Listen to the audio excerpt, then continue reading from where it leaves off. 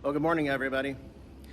So far, I have flown a fork-tailed doctor killer. I've even figured out how to fly a seaplane. Today, we're going to see if I can tame a Traumahawk. Tomahawk 2456 Delta Concord ground. What direction are you going to be departing today? Going to the fly-in over at Lake Norman, sir.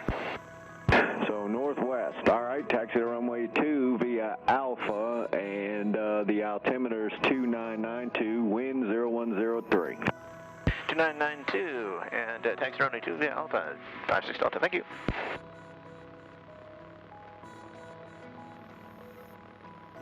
All right, everybody, well, we are heading over on a short trip this morning. We're just going over to Lake Norman. It's only about 20 miles northwest of here. So I figured it'd be a perfect opportunity to try a little bit different flying machine. Tomahawk 2456 Delta Concord Tower, runway 2 cleared for takeoff on departure, fly runway heading for traffic. Okay, clear for takeoff and runway heading for traffic. That's the top.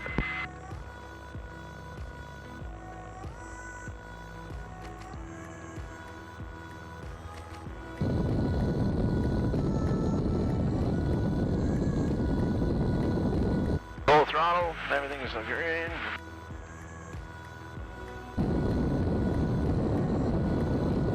Rotates right at 50. BX at 60. Pitching for 70. And I realize I'm a little bit light today with just being in the airplane, but we're getting, oh, look at that, 800 foot a minute climb on a 90-degree day, so hard to beat that.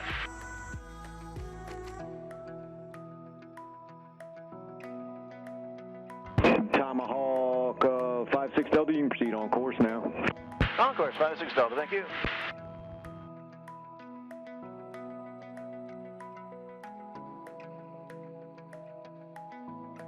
Alright, so I'm cruising up to altitude here.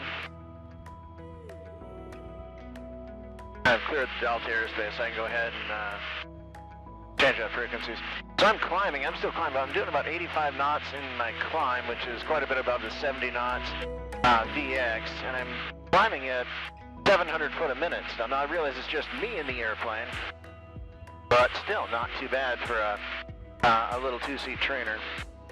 I had this thing ridiculously aft trimmed for takeoff, so I rotated way early. I actually had to push the nose over to get back down which was not the smartest thing I've ever done.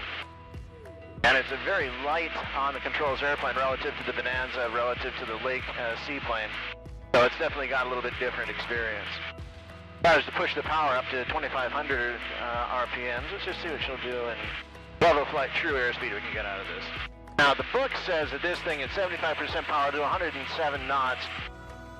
I've never met a Piper yet that read the book, so I'm taking that claim to be a little bit dubious. We'll see what we can do here at 3,500 feet. This is actually one of my favorite planes. I'm glad I have a chance to fly it today. I'm only flying at 15 miles from Concord over to Lake Norman for a food truck fly-in today. But I thought it'd be a fun opportunity to fly a little bit different airplane for a change. Well, I'm at 75% power. I'm leaned out. I'm at 3,500 feet. And, well, believe it or not, I'm in a little descent now. Let me level off here. It is about 25 degrees Celsius outside. And she's right at 107 knots. She's right at book true airspeed, so it's hard to beat that. Go ahead and slow her down a little bit just because we don't need to be going quite that fast. It is a two-seat trainer after all. We got to have some fun. This is actually one of my favorite trainers. It's just dead simple. The story goes that back in the mid-'70s, Piper was trying to come up with a two-seat trainer to compete with the Cessna 150. Cessna was about to come out with the 152, and they wanted some sort of a plane to compete with that market. And so they polled 10,000, flight instructors around the country, and they said, "What do you want in an airplane?" And the Tomahawk is kind of you wear what you wish for kind of thing, because the responses came back. They wanted something that was a little bit heavier on the controls than a Cessna. They wanted a plane that had a real stall characteristic to it, that would spin, and that you had to actually apply real spin recovery techniques to get out of. And they got the Tomahawk. The Tomahawk is really a fun little plane to fly, and it is just a simple, easy flying machine. Anyone that calls it a Traumahawk has probably not actually flown it, but what they'll tell you is it's got crazy aggressive stall characteristics. And the original Tomahawk, when it first came out, had a couple of little ADs they had to deal with. They had some, wing, adjustments they had to make. And so they put these leading edge slats, stall strips on the inboard and outboard edge of the wings, and that made the stalls a lot more benign. It will affirmatively stall. It's absolutely going to quit flying. It's not like a Warrior wing that'll just kind of mush, but at the same time, it doesn't, go crazy and roll into a spin unless you don't do anything right. Now, it's just like the Bonanza that I fly. A lot of people are very uncomfortable stalling a Bonanza. They think that, oh my gosh, it's got this terrible stall characteristics. And I've probably stalled the Bonanza hundreds of times. I've had a lot of students that I've worked with on them. And the biggest thing with them, of course, is, it does what the pilot tells it to do.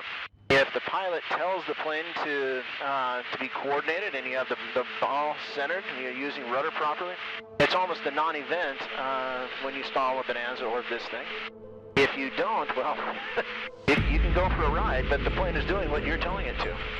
Let's go ahead and check it out here real quick. We'll try a couple of stalls and see how the terrible Traumahawk is to stall here. So I'm going to pull our power back a little bit, slow us down. Mixture's going to go up, lean back just a little bit for density altitude today. RB's not going to be necessary right now. We're in our flap range. I'm going to put our first notch of flaps in. I'm going to go ahead and slow to 70 knots. Second notch of flaps is in. All right, so let's see what it takes to hold my heading here. So nice and easy. And down to 55 knots. 50 knots, still no stall horn. There's my stall horn right at the bottom of the white arc. Where's the wing stall at? 45 knots. Not too bad. Let's just fly out of that a little bit. Alright, so for me today, me alone in this airplane, she stalled about 44 knots. Alright, I'm going to go ahead and I'm going to set up her power off stall, so I'm going to bring the nose down a little bit. Alright, I got my 3,500 feet. So again, power's coming to idle. Got my pitch down momentarily. Ready to sense begun. Now I'm getting to pitch up. Down on my roll in, holding my position. Got my yoke all the way back. And it's not doing anything. The tail might be wiggling a little bit. There we go. So that was my stall. Full yoke back, full stall. Power off stall. Nothing to it. Now the difference is, let's try this again if I don't put in proper rudder control. Gonna get some altitude here before I do that though. Alright, there's my 3,500 feet. Alright. Ready to spin. Pitching up, and this time I'm not going to use the rudders. The same way what happens if you have improper rudder control.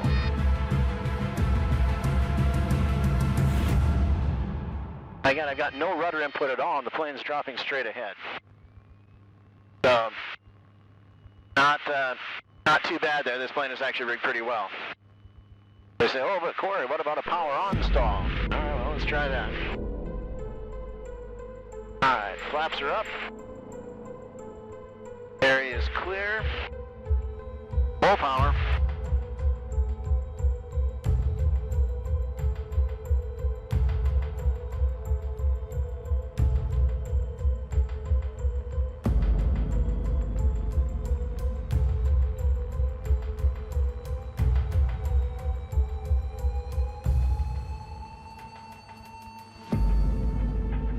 I exaggerated that one. I'm in a power on stall right now. Wings haven't dropped, but I'm losing altitude.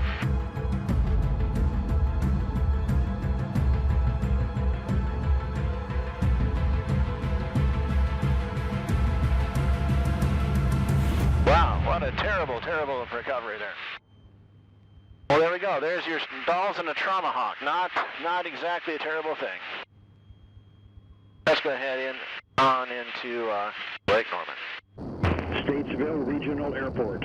Automated weather observation. 1610 Zulu. Weather. Wind 350 at 3. Visibility 10. Clear below 12,000. Temperature 28 Celsius. Dew point 20. Altimeter 290. 0.7. Bravo. Lake Norman traffic, Tomahawk 2456 Delta is about 7 miles northeast, inbound for runway 14, Lake Norman. Scott, Lake Norman traffic, Cessna 733 Echo Lima is approximately 5 miles to the west, inbound for landing runway 14, Lake Norman. Lake Norman traffic, Cessna 901 uniform is 8 miles southeast. We'll be entering a midfield 45 left. Downwind for runway 14, Lake Norman. Davis County, Turkey 529 Julia Bravo. Inbound traffic to Lake Norman, could you give me your position again, please? Lake Norman traffic, Tomahawk 2456 Delta is about 3 miles northeast on a 45.14, Lake Norman. Roger, I'll be looking for you. Alright, so you got to keep an eye out. There's a whole bunch of airplanes out here today. It's a fly-in, of course. It's not going to be a huge fly-in because it's the last day of August, so it's going to be 100 degrees.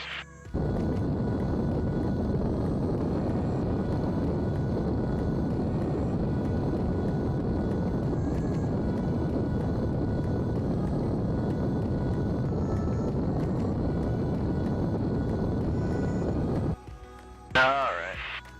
Gas is on our fullest tank. Undercarriage is always down. Lake Norman number 1, please state your position. Lake Norman traffic, Tomahawk 56 Delta, turning left base 14, Lake Norman. Lake Norman traffic, Cessna 733 Echo Lima, turning downwind, 14, Lake Norman. And Lake Norman traffic, Cessna 901 uniform is 3 to the southeast. Coming for left downwind 14, Lake Norman. Lake Norman traffic, Tomahawk 56 Delta, final 14, full stop, Lake Norman.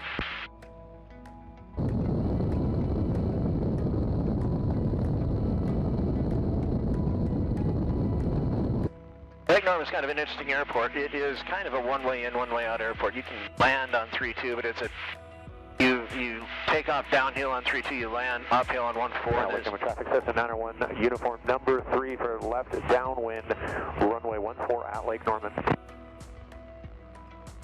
Really want to pay attention a little bit. There's some pretty tall trees here.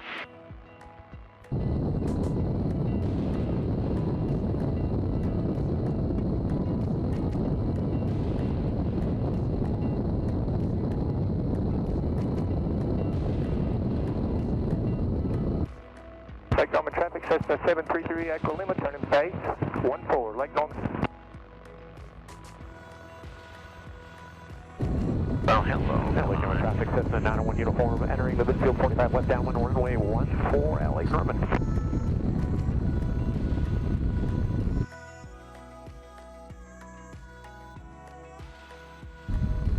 Lake Norman traffic, Cessna 733 Echo Lima, turning final, 14, Lake Norman. Lake Norman traffic, Tomahawk is clear of 14, Lake Norman. Well, we have arrived.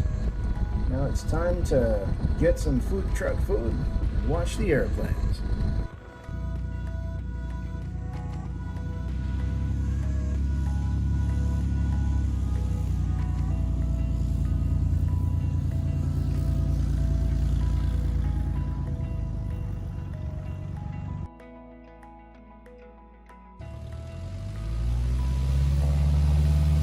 There's the tail. No, it's just on the 2 wheels. Yeah.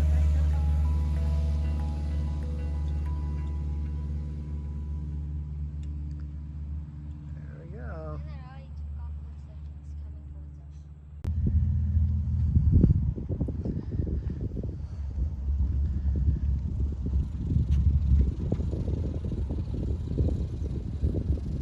It's an RV-8.